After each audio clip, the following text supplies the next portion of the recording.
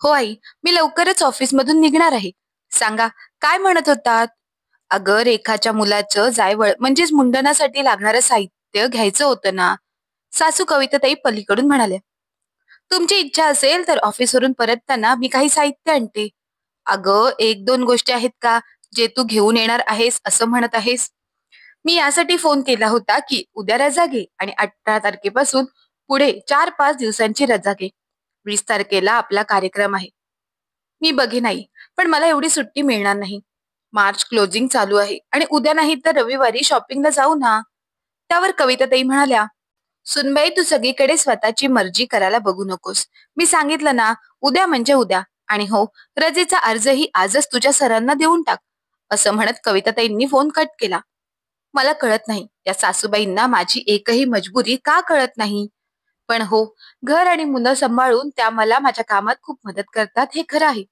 पण त्यासाठी त्या प्रत्येक पावलावर मला इमोशनली ब्लॅकमेल करायला मागे पुढे पाहत नाहीत आणि माझ्याकडून सगळं मान्यही करून घेतात. अरे पण पैसे कमवल्यावर मी कुणाला तरी देऊन येते का? त्यांच्याच घरात सर्व पैसे वापरले जातात ना. असे लॅपटॉप बंद करत शीतल बडबड करत म्हणाली. घरी येताच सासूबाईंनी तिला एक लांब लचक यादी दिली. हे बघ सुनबाई, तुला हे सर्व घ्यायचे आहे. वरून पूजेच्या अनेक वस्तू, फळं आणि मिठाई सुद्धा. जावई आणि रेखाच्या सासरच्या साठी कपडे, मुलांसाठी 5 जोडे कपडे, 8 रेशमी साड्या आणि शेवटी कानातले आणि मुलासाठी एक चैन. अहो आई, एवढी लांब लचक यादी? पूजेचं साहित्य, फळे, मिठाई, जावई, त्यांच्या वडिलांना आणि लहान बाळाला कपडे इथपर्यंत ठीक आहे. पण इतक्या साड्या आणि सोन्याचे दागिने? एवढं कसं शक्य आहे? कारण बाळाच्या जन्माच्या वेळेस आपण त्याला सोन्याची भेटवस्तू दिली होती ना. अगं पण मला 7 साड्या हव्यात. रेखा, तिची सासू, तिची जाऊ, नणंद, आजी सासू आणि चुलत सासू आणि एक अधिक. जर कोणाला द्यायचं असेल अचानक तर, आणि आईच्या नावाने टोमणे ऐकायचे नसतील तर रेशमी साडी दिलेली बरी. आणि तसंही मी माझ्या नातवाला एका वर्षापूर्वी सोनं दिलं होतं. तर आता देण्यात काय हरकत आहे? हा नातवाचा जायवळ संस्कार आहे आणि रेखासाठी तर फक्त एक साडीच घ्यायची आहे. तसंच सुनबाई एक गोष्ट समजून घे. आपण पहिल्यांदाच रेखाच्या सासरच्या घरी जात आहोत आणि ते मोठे लोक आहेत. त्यामुळे आपल्याला त्यानुसार तयारी करावी लागेल. अहो आई, पण द्यायला काय हरकत आहे? जे काही आपलं आहे ते सगळं तिचंच आहे. पण एवढा खर्च केल्यावर सुद्धा रोख रक्कम द्यावी लागेल. माझी आणि सुशांतची 4 दिवसांची रजा आणि प्रवास खर्च जास्त होईल असं वाटत नाही का? त्यावर कविताताई म्हणाला, होय. तुझी एकुलती एक नणंद आहे ती, तरीही तू तिच्याबद्दल इतका विचार करतेस? मला 4 नंदा होत्या, पण जितकं शक्य होईल तितकं मी मनापासून करायचे. तुम्ही दोघे नवरा बायको कमवता, तरी सुद्धा अशी परिस्थिती आहे. आई, सुशांतचा संपूर्ण पगार घरी खर्च होतो आणि माझ्या पगारातील 50% रक्कम मुलांसाठी आणि त्यांच्या शिक्षणासाठी वापरतो. त्यानंतर जी काही रक्कम राहते ती आम्ही जमा करतो. म्हणजे जर काही अनपेक्षित आपत्ती आली तर कोणासमोर हात पसरावा लागणार नाही. असं म्हणत शीतलने स्वतःचा मुद्दा मांडला. हे बघ शीतल, ते मला काही माहित नाही. मी एका मोलकरणीप्रमाणे तुझं घर सांभाळते. आता एकुलती एक मुलीच्या बाळाच्या कार्यक्रमात मी काहीही ऐकणार नाही. कविताताईंनी त्यांचा निर्णय सांगितला. आई, मुलगी आपली आहे तर मुलगा शेजाऱ्यांचा आहे का? असं शीतलला बोलावंसं वाटलं, पण गोष्ट पुढे वाढवून काहीच उपयोग नव्हता. आणि तिला माहित होतं की जर ती जास्त बोलली तर तिची सासू रडू लागेल. सुशांत, हे बघ, आईंनी खरेदी सामानाची मोठी लिस्ट दिली आहे आणि पुढच्या महिन्यात आपल्या मुलांना नवीन क्लासमध्ये ऍडमिशन, वह्या, पुस्तके आणि युनिफॉर्म घ्यावा लागेल. तुला तर माहित आहे ना किती पैसे लागणार. जर तू मला मदत करू शकलास तर बरं झालं असतं, असं शीतल रात्री तिच्या नवऱ्याला म्हणाली. त्यावर तिचा नवरा म्हणाला, शीतल, तू असा विचार तरी कसा करू शकतेस?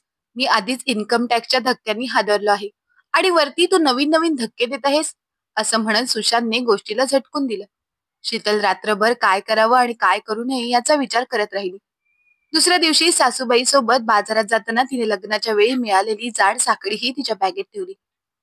नंतर सासूला एका कपड्याच्या दुकानात बसवले आणि तिने सांगितले की माझ्या सासूबाई ज्या काही गोष्टी निवडतील त्याचं बिल बनवून ठेव. आपण नंतर हिशोब करू. सासूबाईंना दुकानात बसून ती सोनाराकडे गेली. सोनार ओळखीचा होता त्यामुळे तिने त्याला सांगितलं की सासूबाईंना काही सांगू नकोस. पण तिला माहित होतं की तिच्या सासूबाईंना जर कळालं तर त्या घरात भांडण सुरू करतील. भरमसाठ बिल भरून कपड्याच्या दुकानातून बाहेर पडल्यावर सासूबाईंनी एक छान जड कानातले आणि एक चैन निवडली. इथे स्वतःची चैन सोनाराला दिल्यामुळे शीतलला कमी पैसे खर्च करावे लागले, म्हणून तिने सुटकेचा निश्वास टाकला. आईंच्या सांगण्यानुसार तिला 4 दिवसांची रजा मिळाली नाही, पण शनिवार आणि रविवार जोडून ती 3 दिवसाची झाली. सर्वांनी गाडीत फळे, मिठाई, कपडे भरले आणि रेखाच्या सासरच्या घरी पोहोचले. कविताताई त्यांनी खरेदी आणि आणलेल्या वस्तूंबद्दल पूर्ण समाधानी होत्या आणि त्यांना स्वतःचाच अभिमान वाटत होता.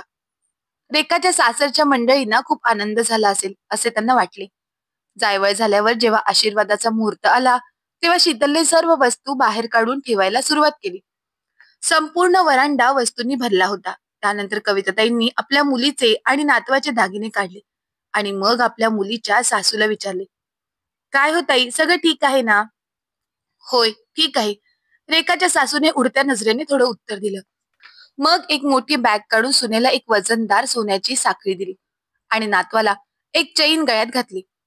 त्यानंतर मोठ्या जावेने नणंद, आजी सासू, चुलत सासू प्रत्येकी एक सेट रेखाला घातला. कोणी मुलाला चैन दिली, कोणी अंगठी. रेखा आणि बाळ स्तब्ध झाले. उदास चेहऱ्याने शीतल गपचूप सासूजवळ गेली आणि विचारले, आई, रोख रक्कम वाढवावी लागेल का? तेव्हा शीतलच्या सासूने नाही म्हणून मान हलवली. मग संपूर्ण कार्यक्रमात ती जवळजवळ गप्पच राहिली. त्यामुळे शीतलने रेखाला ते कानातले घालायला लावले होते, पण नंतर तिच्या नंदेने ते काढले आणि तिने आणलेल्या हिऱ्याचे कानातले तिच्या कानात घातले. मात्र रेखा नक्कीच तिच्या आईकडे आली आणि म्हणाली, काय गरज आहे, इतकं करायचं असतं का आई? पण गाडीतून परत घरी जाताना शीतलने सासूबाईंना समजावलं की आई, तुम्ही एवढं उदास का आहात? तुम्हाला असं बघताना बरं वाटत नाहीये. आपल्याला जे जमेल ते घेतलं. स्वतःला कमी लेखू नका. होय सुनबाई, तू खरं बोलतेस. मी वयाच्या या टप्प्यापर्यंत आले. मला हे समजलं नाही की आपल्या देण्या घेण्याच्या आधारावरच आपला दर्जा अवलंबून असतो का? समोरच्या व्यक्तीने किती मनापासून काही आणलं आहे याची काहीच किंमत नसते. इथे माझी मुलगी आहे हे जाणून मी माझ्या मर्यादेपेक्षा जास्त खर्च केला आहे. पण तरीही मुलीच्या सासरच्या लोकांना समजले असेल किंवा नसेल, पण मुलीला समजलं हेच भरपूर आहे. आणि तिच्या सासरच्या लोकांच्या भेटवस्तू आपल्यापेक्षा मोठ्या आणि चांगल्या होत्या. हे सगळं पाहून दुःखी व्हायला नको.